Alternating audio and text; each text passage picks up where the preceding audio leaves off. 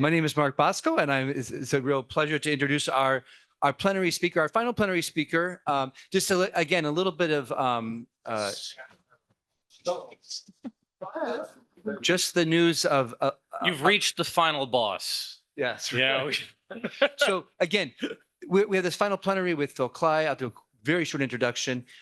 Phil also knows that we're under the gun to get over to St. Peter's Church around the corner, a 2-minute walk, for a 6 o'clock mass as much as we can, because there's a 7 o'clock mass in the parish. So, but we'll make the mass as short as we need to. That's no problem there. We'd rather hear, at least I'd rather hear Phil. So let's welcome Phil. He's going to be talking about the savagely holy humor of Flannery O'Connor. I first read Phil's work, Redeployment, in 2014, 2015, and was fascinated with his writing, fascinated with the kind of the Catholic imagination, especially in a few of the stories that came out. And I think I called you or emailed you, and we started speaking a lot. And one of the things that Phil has done, besides just being an amazing writer, novelist and short story writer, with his novel Missionaries, with his short stories Redeployment, he's also an essayist and thinking about, especially about violence, war, especially the American experience. And so his essays actually are quite wonderful, called Uncertain Ground: Citizenship in the Age of Endless War, which is just a stunning. That was my cup. Oh, I have another one. Oh, okay. So anyway, so without further ado, a man who I think has now teachings at Fairfield as well, working on a new book. I'll give you over to Phil Klay. Thank you. This has been incredible. Thank you all for being here, and thanks for everybody that I've had the pleasure of listening to. It's just been incredible, panel after panel. So hopefully I won't screw it up at the end. Well, it's not the very end. Mark Bosco can screw it up at the end, but he won't. So when it comes to humor, to jokes, jeering, and mockery and tomfoolery of all sorts, the saints and the prophets agree. Saint Benedict tells us the 10th step in humility, that he be not ready and quick to laugh. Ecclesiastes tells us a fool lifteth up his voice with laughter, but a wise man doth scarce smile a little. And Jesus Christ himself tells us, woe to you who are laughing now, because ye shall mourn and weep, which is a bit of a bummer. Whoa. Because the subject of my talk is the savagely holy humor of Flannery O'Connor. If I were to look for an actual Bible story that resembles O'Connor's fiction, I might settle on this bit from the 2nd book of Kings about the prophet Elisha. And he went up from thence unto Bethel, and as he was going up by the way, there came forth little children out of the city, and mocked him, and said unto him, go up, thou bald head, go up, thou bald head. And he turned back and looked upon them, and cursed them in the name of the Lord. And there came forth 2 she-bears out of the wood, and mauled 42 of them. For reasons I don't quite understand, priests very rarely write sermons about this passage. Though I'm told in an hour Father Bosco is going to hold forth on it at length. The working title of his sermon is, Our God is a Great God, Our God Sends She-bears to Maul Children. For the tradcaths in the audience, you're going to love it. It's so close to an O'Connor story, a waspish old prophet rolling around Israel with the word of God hidden in his head like a stinger, a group of bratty children, and grotesque violence. No word on whether mauling by she-bear helps children achieve redemption. But unlike O'Connor, I'm pretty sure we're not meant to find it funny. Humor gets a bad rap theologically. As a lover of jokes, I recently asked a medievalist if he knew of any good resources on the theology of humor, but there wasn't much. Ambrose, Jerome, Basil, Ephraim, John Chrysostom, whose name I've never been able to pronounce, Basil the Great, all give it a big thumbs down. So my friend wrote me, I have to say that I can only think of one theologian in the history of the church from 300 to 1600 who employed humor or laughter in a sustained way. Martin Luther. Maybe it's a tool of the devil. Why the disconnect here? Perhaps because humor lies in the slippages between things, the sudden turn, the disjunction, the absurd chaos lurking in the rational web. In The Curtain, Milan Kundera declares that there is an irreconcilable incompatibility between the comical and the sacred. Every joke, he thinks, is sacrilege. With so many authorities condemning humor, what are we to make of our Flannery O'Connor, the great Catholic writer, beloved by so many pious readers and possessed of one of the wickedest senses of humor of any writer I know? Most of us in this room have chuckled over a grandma getting shot or a cripple having her false leg stolen, especially Angela.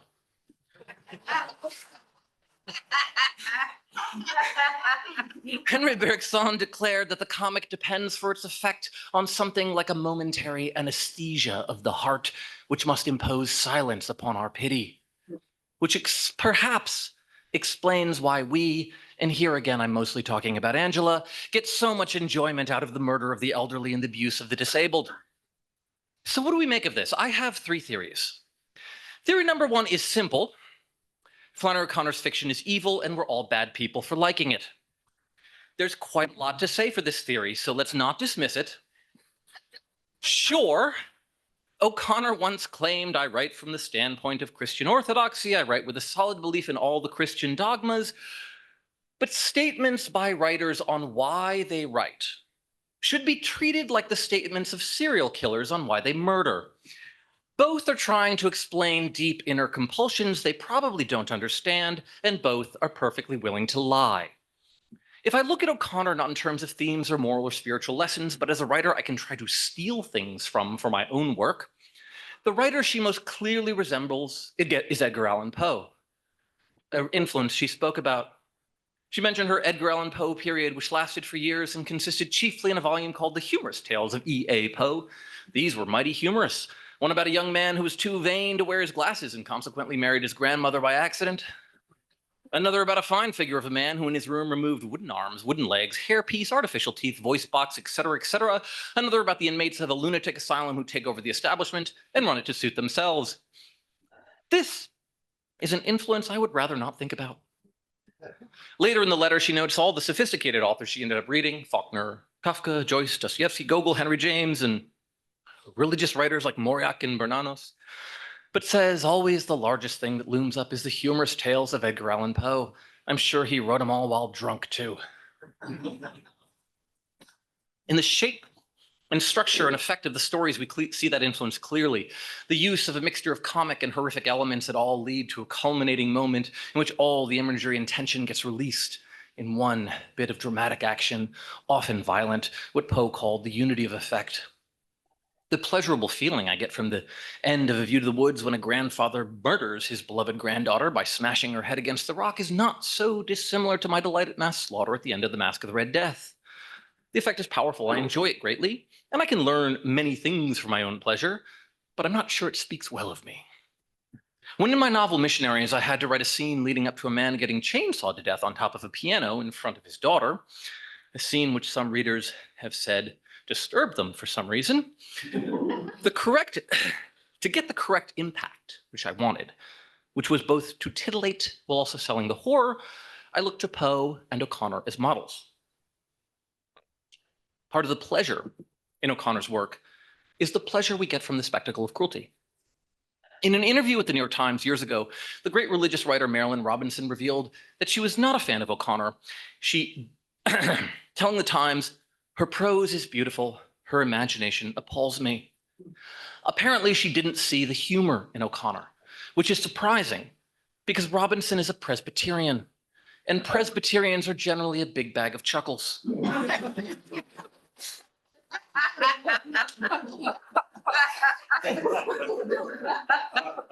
Nonetheless, she went on to claim that O'Connor fails to describe goodness. There's a lot of writing about religion with a cold eye, but virtually none with a loving heart. Flannery's response to this is interesting, and she did respond even though dead. Albeit she did it decades earlier. In a speech, she noted that she'd received a letter from an old lady who informed, I wish I could do the like Southern Betty Boop voice that is O'Connor's, but I can't, who informed me that when the tired reader comes home at night, he wishes to read something that will lift up his heart. And it seems her heart had not been lifted up by anything of mine she had read. I think that if her heart had been in the right place, it would have been lifted up. What O'Connor might say in response to Robinson is that she, like others in earnest Protestant fiction, Wendell Berry comes to mind, who try quite hard to portray goodness in the forms we've come to recognize, the form of the psychologically complex and imperfect but still identifiably elect, that they're confused about what goodness actually looks like. Just imagine Robinson's novel Gilead, but as written by Flannery O'Connor. Poor Reverend Ames would not fare well. He would be lucky to be simply called a bald head. More likely, he'd be mauled by a she-bear. In her introduction to a memoir of Mary Ann, a saintly child with horrible disfiguring tumors across her face, O'Connor writes, "This opened up for me a new perspective on the grotesque. Most of us have learned to be dispassionate about evil, to look it in the face and find, as often as not, our own grinning reflections with which we do not argue, but good is another matter. Few have stared at that long enough to accept the fact that its face too is grotesque, that in us the good is something under construction. The modes of evil usually receive worthy expression. The modes of good have to be satisfied with a cliche or a smoothing down that will soften their real look. When we look into the face of the good, we are liable to see a face like Mary Ann's, full of promise." In short, for her, what Protestants and secular rationalists might think is a depiction of evil is in fact a depiction complexly of modeled good. And what seems wrong with her fiction is in fact only wrong if your entire conception of the cosmos is wrong. This is a pretty good excuse. Unlike serial killers, writers tend to be exceptionally clever with their self-justifications. Nevertheless, I think there's probably something there, which leads me to my second theory, that the humor in O'Connor's fiction is sacrilegious, just as Kundera said, but only because these days God is not what we hold sacred. In his essay on the comic, Ralph Waldo Emerson writes, "Reason does not joke, and men of reason do not. A prophet in whom the moral sentiment predominates, or a philosopher in whom the love of truth predominates, these do not joke, but they bring the standard, the ideal whole, exposing all actual defect. And hence, the best of all jokes is the sympathetic contemplation of things by the understanding from the philosopher's point of view. There is no joke so true and deep in actual life as when some pure idealist goes up and down among the institutions of society, attended by a man who knows the world, and who, sympathizing with the philosopher's scrutiny, sympathizes also with the confusion and indignation of the detected, skulking institutions. His perception of disparity, his eye wandering perpetually from the rule to the crooked, lying, thieving fact, makes the eyes run over with laughter. This is the radical joke of life and then of literature." Note that the authority figure Emerson uses is the man of reason, and not the priest. The prophet comes to consult on moral matters, not religious ones, and the philosopher comes in to consult on truth. Reason sets the standard. For my generation, the authority figure might have been the scientist. For my children's, presumably, it will be ChatGPT. And so, when we talk about the sacrilege of the joke, we have to consider what we collectively hold sacred. Is it God or is it the golden calf?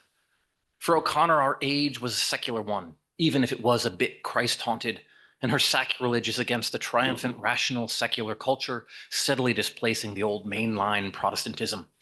When in Wise Blood, Hazel Motes tells the woman the name of his church, the church without Christ, she asks suspiciously, "Protestant? Or something foreign?" He said, "No, ma'am, it was Protestant." Much of her humor comes from the depths present in people which resist modern assumptions. In The Lame Shall Enter First, a secular liberal do-gooder named Shepard repeatedly tries to apply modern pop psychology to a child with a club foot who stubbornly resists analysis. Shepard takes an interest in the child when he notes the kid's high IQ. Intelligence as measured by standardized tests being our modern way of gaining entry to the elect.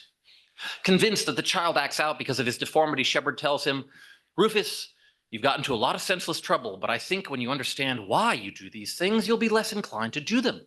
There are a lot of things about yourself that I think I can explain to you." Johnson looked at him stonily. "I ain't asked for no explanation," he said. "I already know why I do what I do." "Well, good," Shepard said. "Suppose you tell me what's made you do the things you've done." A black sheen appeared in the boy's eyes. "Satan," he said. "He has me in his power." Shepard looked at him steadily. There was no indication on the boy's face that he had said this to be funny.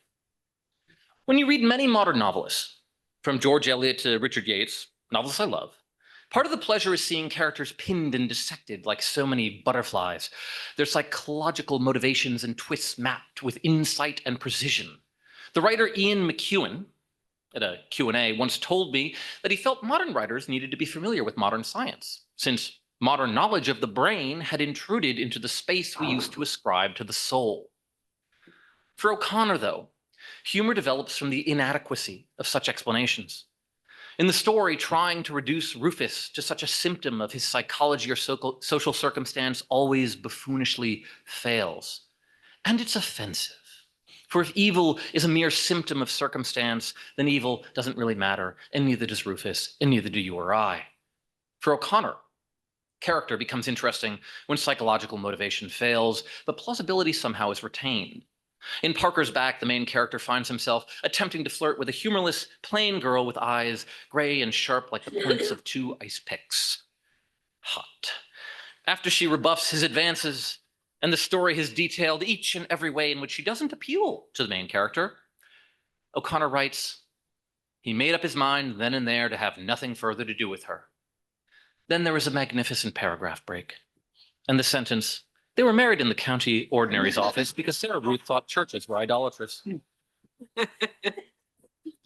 The mysterious aspects of human life and experience are often the crack in the rational order modern people think they live in. Kierkegaard once said, humor is the last stage of existential awareness before faith. And maybe this means that humor is part of man's growing awareness of the insufficiency of the attitude of man without God toward the world. We are confronted by things stranger and more wondrous than we can understand, and delighted we laugh. Despite the great doctors of the church, and at the risk of proving myself yet another fool who doth lifteth up his voice with laughter, I'd also like to say a word in defense of this within the religious tradition, for while it is technically true to say Jesus wept, but never that we know of laughed, that suggests a decidedly more proper figure than the one we get in the Bible, whose first miracle, after all, was to turn water into wine to keep the party going. The radical inversions of expected reward and justice that we get in the parables and his repeated tweaking the nose of religious authorities suggest a character very far from Emerson's man of reason. Instead, Christ delighted because you have hidden these things from the wise and learned and revealed them to little children. Yes, Father, for this was your good pleasure. If it is true that a wise man doth scarce smile a little, then that is no reason to be wise. Furthermore, if we think of the men come out to stone the adulterous woman, I personally cannot imagine Christ saying, "Let he who is without sin cast the first stone," in a portentous and self-serious voice, because I think Christ is the Son of God and not a douchebag. I think there must have been a sly smile. The voice of Christ there is the voice of the man who knows the law, but also knows the difference between the rule and the crooked, lying, thieving fact, who knows the gaps and the slippages.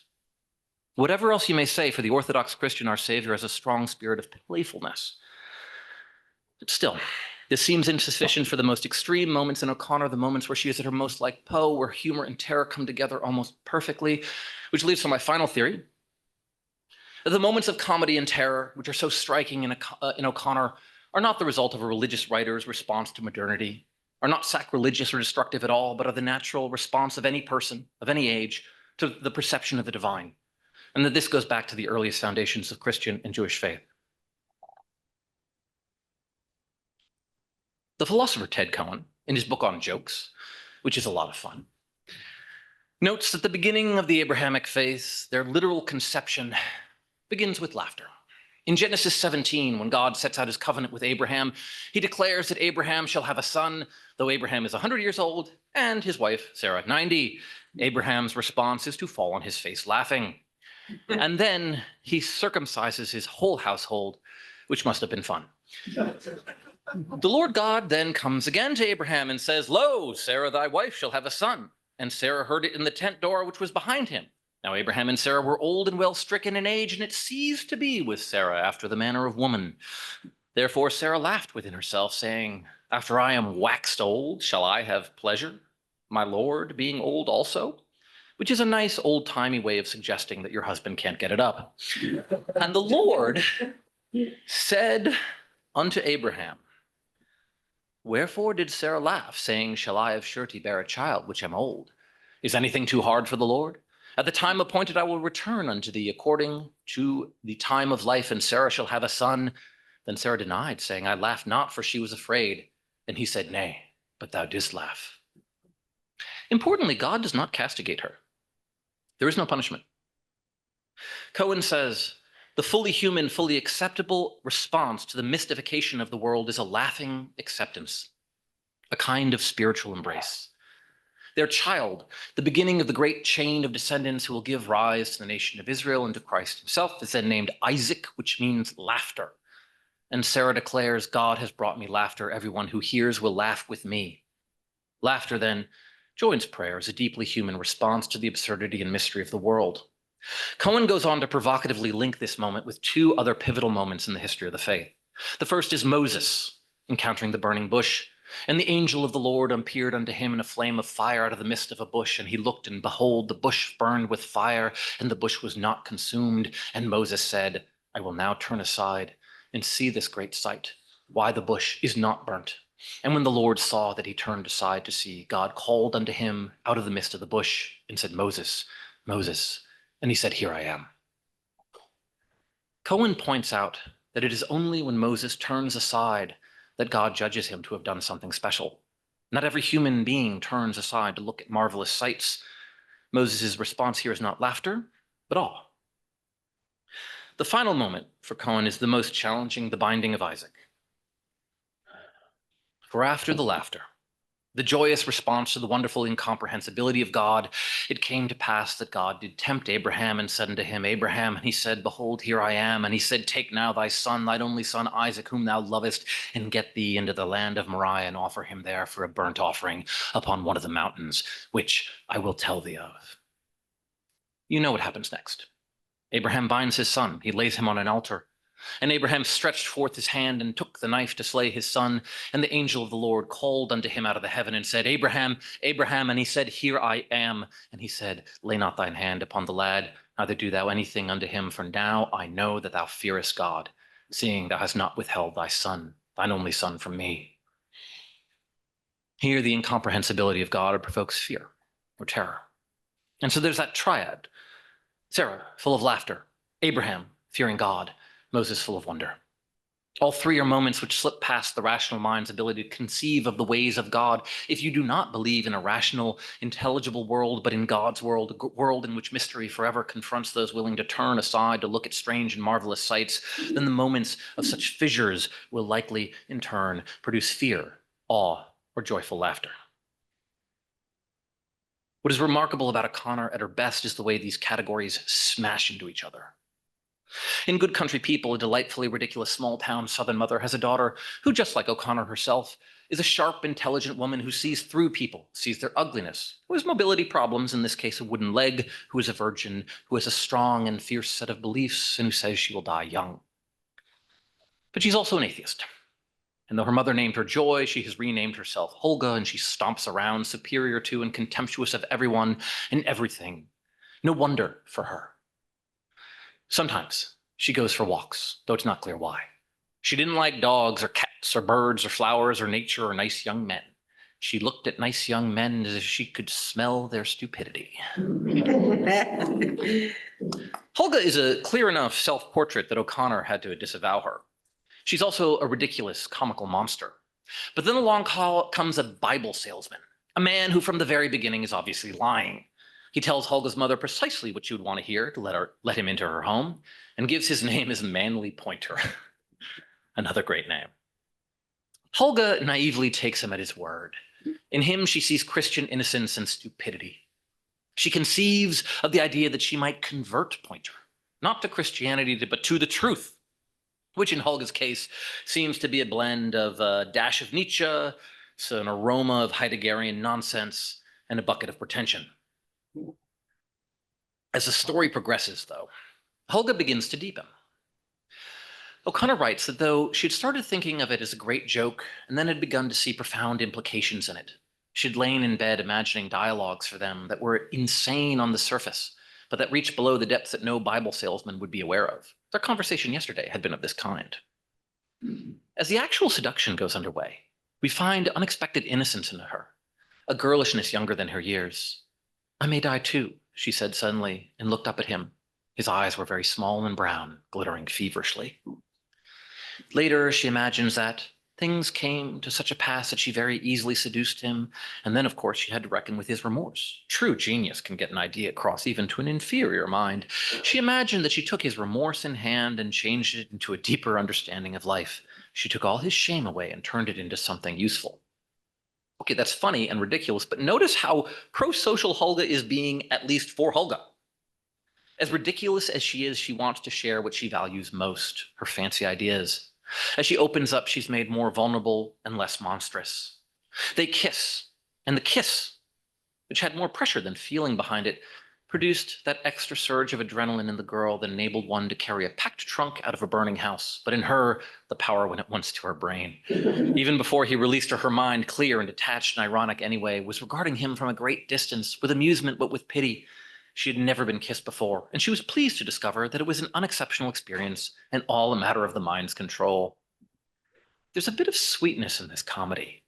She's new to this, and she really doesn't know. And then there's the leg, of which O'Connor writes, "She took care of it as someone else would his soul, in private, and almost with her own eyes turned away. When the boy asks for her leg, because it's the thing about her that makes her different, quote, she felt as if her heart had stopped and left her mind to pump her blood.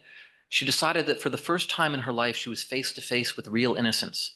This boy, with an instinct that came from beyond wisdom, had touched the truth about her." The language O'Connor uses here is unmistakably, but also ridiculously and painfully religious. It was like surrendering to him completely. It was like losing her own life and finding it again, miraculously, in his. By this point in the story, Helga's no longer a freak. The leg is a tender object of great value, and Helga herself is vulnerability and foolishness and innocence and naivete. Of course, Manly proves to be a liar and a potential rapist. He steals the leg, and when she accuses him of being a hypocritical Christian, he replies in a lofty, indignant tone, "I hope you don't think that I believe in that crap." His incredible parting shot given with a sniper's accuracy. "And I'll tell you another thing, Helga," he said, using the name as if he didn't think much of it. "You ain't so smart. I've been believing in nothing ever since I was born." What do we make of this? Okay.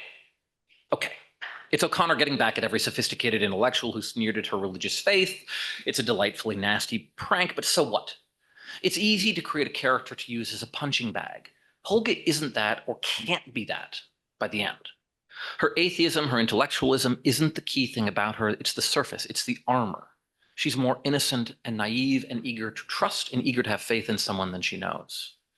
Helga's good is a deformed thing, but it is there. Hers is Marianne's face. She opens up and shows her soul only when she's mistakenly trying to seduce and ruin someone, albeit in a way that she thinks will redeem him. And in our vision of the good in Helga, it only comes at a moment of maximum violation during an encounter with a character who is the actual void. The terror and the comedy come from the creation in Helga of heights and depths, revealed to her only in a moment of suffering where her intellect and moral sense prove fundamentally inadequate, and where she is actively engaged in what she imagines to be the work of religious conversion. Likewise, there's the moment right before the grandmother's murder. In A Good Man Is Hard to Find. Yesterday, the humor of that passage disappeared for us all in a profound talk by one of the panelists, Shem Skelton, She discussed the murder of her in-laws and imagined their last moments and discussed the challenge of wishing God's grace upon their killer now in jail. And yet in the story, it is funny. When the misfit says she would have been a good woman if it had been somebody there to shoot her every minute of her life, the nihilistic violence we've just witnessed takes on a comic cast while raising questions of a terrible redemption. And again, crucially, it's funny because the grandmother, horrible as she is throughout the story, starts to matter to us. She doesn't simply plead for her life. She tries to reach out and connect to the misfit, to connect him to herself and to God. Like with Holga, the moment of maximum violation comes precisely as the character, for the first time in the story, begins ever so absurdly to reach the prison of their self-centeredness. I'm not speaking about this theologically or philosophically, but as a point about the comedy of it all. If Holga and the grandmother don't matter, if we don't begin to care about them, there's no humor, there's only slapstick. The joke doesn't work. Chesterton once asked, why is it funny that a man should sit down suddenly in the street? I find that particularly funny, but apparently Chesterton found it hilarious. And the answer is, there is only one possible or intelligent reason: that man is the image of God. It's not funny that anything else should fall down. Only man can be absurd, for only man can be dignified. As we careen towards destruction, O'Connor must assert for the first time in the story the value of these human lives, or it wouldn't be funny. It is at such moments her work becomes more like the mysterious humor of Jonah, when the glum prophet, pissed off that the people of Nineveh, who he desperately wanted God to destroy, for some reason actually heeded his half-hearted prophecy. And God responds, and shall I not have pity for Nineveh, the great city, in which there are many more than 120,000 human beings who do not know between their right hand and their left, and many beasts? Piously, we may want to say that these moments of intense absurdity and terror are comic because those people experience redemption. I'm not sure. O'Connor doesn't really depict the actual moment of grace, not to me, not for me. We get terror and violence and a deep, hard look into the heart of the mystery. Everything these characters think they know has failed them. The world is more than they know. They must respond, not with cheap psychology or nihilistic philosophy, but with whatever paltry resources they can find in their souls. It's not going to be quite enough. They cannot do it on their own. And that's about as far as a human author can take us. Thank you.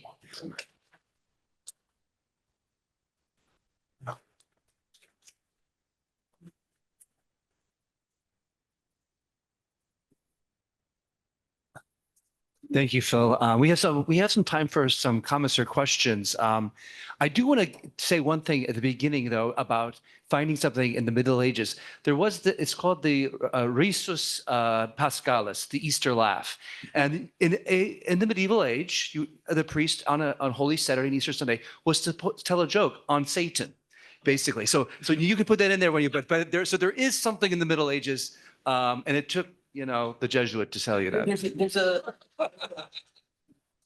There's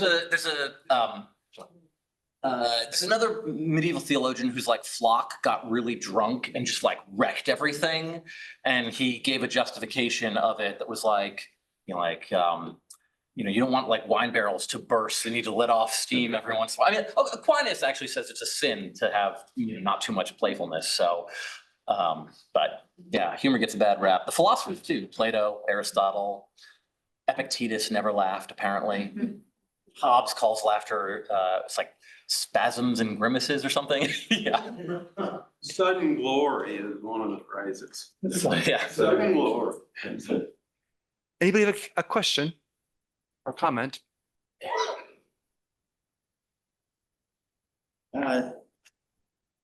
So Phil, I'm thinking about O'Connor talking about the blind housekeeper putting her finger in the cup. In terms of, so what does this mean for you as a writer? You sit down in the street. I mean, do you have your character sit down in the street, or are you actively looking for fissures? Say. So I think that to be serious, you have to be funny. You have to be attuned to humor to be fully serious, right? And It's one of the reasons like I can't take The Road seriously by Cormac McCarthy. You know, like I mean, I read that and I laugh. Right? Like the bit when they get the baby on a stick, I'm like, come on, man. You know, and he's great. I love McCarthy, don't worry. But it's like, you know, The Passenger is actually really funny. I think that humor is important, but I also think that it's like the nature of the humor really matters, right? Like, because yes, humor can be sacrilegious, it can be destructive, it can be nihilistic, right? I tend to find that a kind of thin form of humor. Anybody knows comedian, it's like Jesselnick or whatever? Mm-hmm. Yeah, I find him, his every joke is like the most nihilistic punchline ever, right? And you can listen to him for about 10 minutes and laugh. And then afterwards, you can start predicting the punchlines, because if you don't actually affirm anything, there's nowhere to go. If you start affirming things at the same time that the humor is present, all of a sudden you're walking a much more dangerous comic line, and the humor becomes deeper and, to me, funnier. And so, yeah, the nature of what a human being is pivotal for how I think about what's funny. And I also think that like there are, you know, this kind of like proliferation of those visions, and also all of us sort of like switch modes constantly, you know, according to what's useful for us. And that's funny, you know. It's also, I think, I had an experience where, I won't name the publication, but it rhymes with Blue Porker. And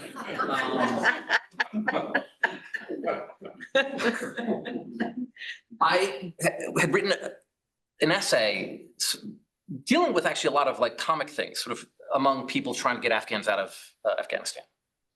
And it didn't go because they were like, this is a very serious subject, and we don't think it's appropriate to joke about it. There's only one guy who actually was on my side who liked what I was doing. He was the one guy who had been kidnapped by the Taliban. And I would like to think that like, I flatter myself by thinking there's like, oh, that's why you got it, right? I think oftentimes we think like, oh, real horror, people undergoing real horror is not funny. Well, Catch-22 is hilarious. Good war literature is the funniest literature, right? Modern Iraqi literature is funny. And it's not just, I think, like therapy, right? When in Goodbye to All of That, the lieutenant is briefing his unit, and he's like, we're going to do what is called the diversionary attack. And it's like this, we're going here, and then he explains the whole thing, and then he pauses, he goes, of course, we're all going to die. And then there's a paragraph break, and the next line is, we all laughed, right?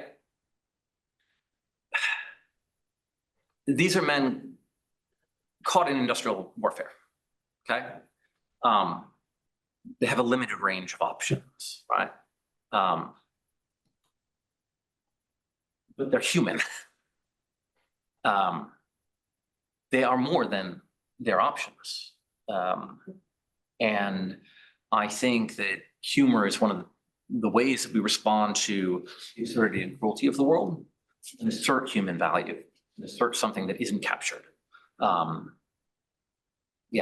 I don't know if that. One more, and then we'll have to go. Is it arguable, you've made me remember that great story by Tim O'Brien, How to Tell a True War Story. Yeah. That the one in which his buddy Lemon has just been blown up, and he's actually having to pick Lemon's remains from the tree, and he starts humming the song Lemon Tree. Right. I remember I used to teach that to my students, and they were horrified, you know, that this humor was happening. And it always never having been to war, thank God, or been that, I was struck by the fact that, you know, how else could you stand this? Is humor a survival mechanism? Is it the only way that you can get through something as horrific as this? Same thing with, you know, in Good Men is hard to find when the grandmother notices that she thinks that this misfit reminds her of Bailey, and he's wearing Bailey's shirt. You know, and you realize that, and it's a ridiculous shirt, you know, with blue parrots. It's a yellow shirt with blue parrots. So there is this kind of sense in which wise people know that humor is a survival mechanism, not just a nice thing to have, you know, just have, and so it goes deep to this idea of wisdom. It's one way of seeing the world accurately. With that, I think we're going to have to,